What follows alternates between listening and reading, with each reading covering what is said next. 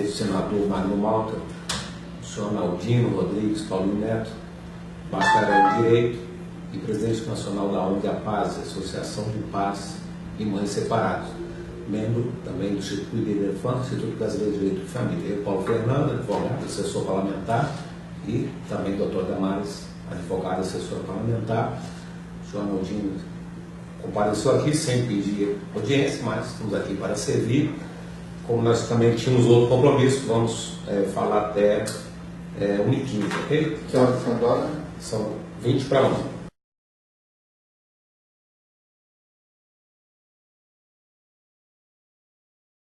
Queria usar a primeira palavra, né, para a gente começar de alguma forma, dizer que eu não conheço até hoje nenhum caso de nenhuma criança, né, que foi abusada e que o pai fez uso da lei da alienação parental para se ver livre desse abuso real que tem havido, né? Nós não conhecemos nenhum caso. Eu duvido que qualquer pessoa tenha essa informação precisa de um caso, né, de pai que usou a lei da alienação parental para fugir, né, de uma possível prisão, por exemplo. Eu gostaria até que essa CPI, ao analisar a lei da alienação parental, procurasse detectar a existência de algum caso de pai que realmente tem abusado da criança e que usou para a sua defesa a lei da alienação parental. Nós não conhecemos. E eu não acredito que ninguém tenha esse documento. Nunca houve. A lei nunca foi mal usada. Ela sempre foi usada devidamente. Nós, por exemplo, tínhamos uma editora na ONG e o primeiro livro sobre alienação publicado no Brasil foi publicado pela ONG. Foi a ONG que trouxe para o Brasil... A ONG do senhor, A Paz? A Paz, exatamente. Foi a ONG que trouxe para o Brasil, traduzindo textos em inglês, traduzindo textos em francês. Nós que trouxemos a discussão para o Brasil da alienação parental. A lei da alienação parental, ela nasceu de um pré-projeto dentro da ONG A Paz, né? E nós fizemos logo, durante 3 anos, que foi o tempo de tramitação, para que essa lei fosse aprovada. A sua ONG atua também, no caso da alienação parental, do homem contra a mulher? Sim, atua. Né? Nós temos, né, para o senhor ter uma ideia, eu sei os números todos de cor, tem estatística, né? Então nós temos no Brasil em torno de 60 milhões de crianças e adolescentes de 0 a 17 anos, que é a fase da idade que é considerada criança ou adolescente. O número é em torno de 60 milhões. Desse grupo de crianças e adolescentes existentes no Brasil, dos 60 milhões, 1/3 desse grupo, 20 milhões, são filhos de pais separados. E é por essas crianças que a paz existe. É por essas crianças que nós lutamos. Não é? O número de ações que os senhores atuaram em que a alienação parental foi cometida pelo homem contra a mulher. Não, eu não tenho um número que eu atuava, eu tenho um número de Brasil. Né? Então nós temos. Então só tem algum caso na sua ONG? Não, nós temos muitos casos na ONG, mas eu quero dar um número de Brasil, não da ONG. O que importa é Brasil, não é? Então no Brasil nós temos 20 milhões de filhos de pais separados.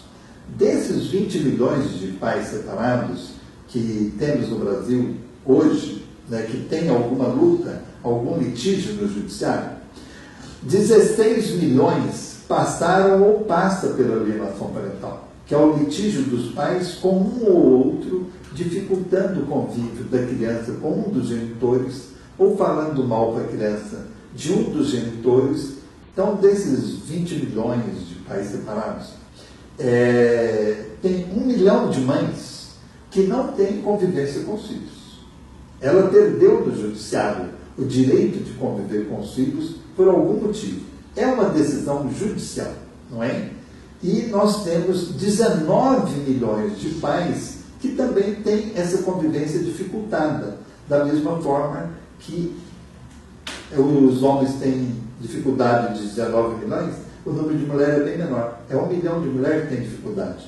E o número de homens é 19 milhões. Okay. A APASE tem psicólogos atuando? Nós não temos dentro da ONG psicólogos que trabalham exclusivamente com a ONG APASE. Lá nós temos são pessoas que trabalham voluntariamente. E a gente não trabalha voluntariamente tratando e cuidando de um caso específico. O que nós fazemos na ONG é orientar as pessoas. Então, o número de pessoas que nós orientamos é muito grande. É próximo de 1.000 pessoas por mês nós orientamos. Tanto na área jurídica, quanto na área psicológica. Então, a APASE tem advogados atuando? Não, nós não temos advogado da APASE. Nós temos advogados que atendem as pessoas que nós encaminhamos para orientar os pais e mães que precisam de orientação. Agora, se a pessoa precisa de contratar um advogado, de arrumar um advogado, a gente encaminha, né, os que não podem pagar, para que eles busquem assistência judiciária. Cada estado tem um nome diferente, né? E a assistência judiciária que vai advogar. No folder que o senhor entregou aqui, está escrito que os senhores atuam durante o processo litigioso. Nós fazemos mediação. Mas durante o processo? A mediação, ela pode haver legalmente, né, o novo Código de Processo Civil, que entrou em vigor em 18 ou 19 de março do ano passado, ele regulamenta a mediação. Do processo litigioso. Não, senhor. Antes, durante e depois, é livre a mediação, entendeu? Principalmente a mediação extrajudicial. Não é? A mediação judicial é a qualquer momento do processo. No panfleto aqui o senhor diz, sou procúrio judiciário último caso. Exatamente. 19 anos de experiência, atendemos em qualquer cidade do Brasil. Então o senhor está dizendo que atua em todo o Brasil. Atuamos, sim, em todo o consultor, Brasil. E isso é remunerado?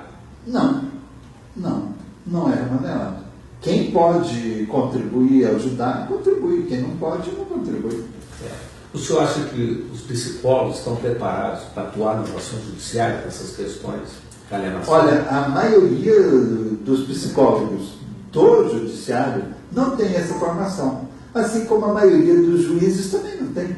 A maioria dos promotores também não tem essa formação. Então, eles não estudaram esse assunto. Quando eles fizeram o concurso, não tinha essa matéria. Então, eles não se prepararam, digamos, adequadamente. A gente tem casos isolados de algum juiz que é professor universitário, que se interessou pelo problema, etc., e que ele tem um grande conhecimento. E psicólogo é a mesma coisa, assistente social defende, também. então, a contratação de psicólogos como peritos particulares para atuar nessas ações? Sim, não, é um direito de produção de defesa de ambas as partes, tanto da mãe quanto do pai. Num processo de litígio, de alienação, de guarda compartilhada, a própria defesa, né, como chama, o devido processo legal, abre espaço para que as pessoas produzam provas a seu favor. Então, tanto o pai quanto a mãe pode contratar psicólogos particulares. Inclusive, sobre um problema que é grave e que é o central, o cerne dessa CPI que está sendo aberta, que é a acusação de abuso sexual, a maioria das acusações de abuso sexual, elas nascem de não é nem um parecer, é um relatório de um psicólogo particular que conclui que houve um abuso sexual. 19 anos de experiência do senhor, o senhor atuou algum caso que ficou comprovado o abuso sexual? Doutor, olha, diversas vezes ficou comprovado. A gente sempre, quando chega alguém falando que está passando por uma acusação de abuso, a primeira pessoa que conversa com ele é uma psicóloga experiente nessa área, entendeu? Aí nesses casos vocês não acompanham? Não dão assistência? Não, se percebeu que houve abuso, vocês não acompanham? Não acompanhamos, não damos assistência, nada. Nós nunca trabalhamos um caso em que houve, né, que vocês identificaram que teve abuso. Onde houve pelo menos uma forte desconfiança que houve abuso, a gente nunca deu nem orientação. Não, procura um advogado. Agora eu queria abrir os olhos de vocês, que a hora que vocês forem investigar o abuso, vocês vejam também a Lei Maria da Penha, que nós temos hoje milhões, milhões o número, hein? Milhões de pais brasileiros que são afastados dos seus filhos e muitas vezes são sendo usada a Lei Maria da Penha? Inclusive sendo presos, né, devido à Lei Maria da Penha. Porque basta uma mulher chegar e denunciar um homem para ele já enfrentar um processo criminal. E de cara acontece o afastamento. Se a mulher chegou, denunciou o ex-marido, o pai da criança, de que o pai agrediu ela pessoalmente, aí ela já confunde. Agrediu a mim, como ele não pode ter acesso à criança. Então tem milhões de pais que são acusados de ter agredido verbalmente e não fisicamente a mãe. E já ser imediatamente afastado. E já é imediatamente afastado da criança. É marcado assim: o pai não pode chegar a 500 metros da residência de fulano de tal. Então ele não pode ir lá pegar a criança.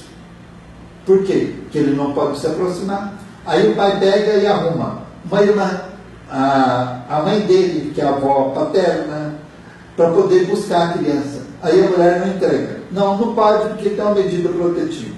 Então, existem milhões de crianças que estão sendo afastadas do convívio, que começou chamando depoimento sem dano, que nós lutamos para mudar esse nome de depoimento sem dano para um outro tipo de nome, porque nós consideramos que uma criança, ao depor no judiciário, ela nunca vai fazer esse depoimento sem sofrer nenhum dano. Ela vai sofrer dano. Mas a criança não mente, né? O senhor sabe. A criança mente. Isso não é eu que digo, é todos os estudiosos. Criança mente. Criança mente. Então, aqui na Câmara e no Senado, nós temos a ala gay, a ala ruralista, a ala governista, a ala, sei lá, de oposição, a ala pecuarista, e temos todo tipo de ala. A ala feminista, não é? Tem todo ala indígena, a ala indígena, ala cigana agora. A ala cigana agora, mas não tem uma ala masculina. Ninguém defende o direito dos pais e nem das crianças. Não tem a ala que defende o direito das crianças. Não tem. Tem a ala que defende o direito das mães. Existe uma confusão muito grande achar que, estando defendendo a mãe, está defendendo a criança. Isso não é real em nenhum lugar do mundo. A mãe não é sagrada, entendeu? A mãe é uma pessoa comum que comete os mesmos erros de todas as pessoas, entendeu? Então, esse entendimento de que uma denúncia da mãe é sagrada, ela denunciou, é fato real, isso digamos, uma infantilidade de quem tem essa interpretação.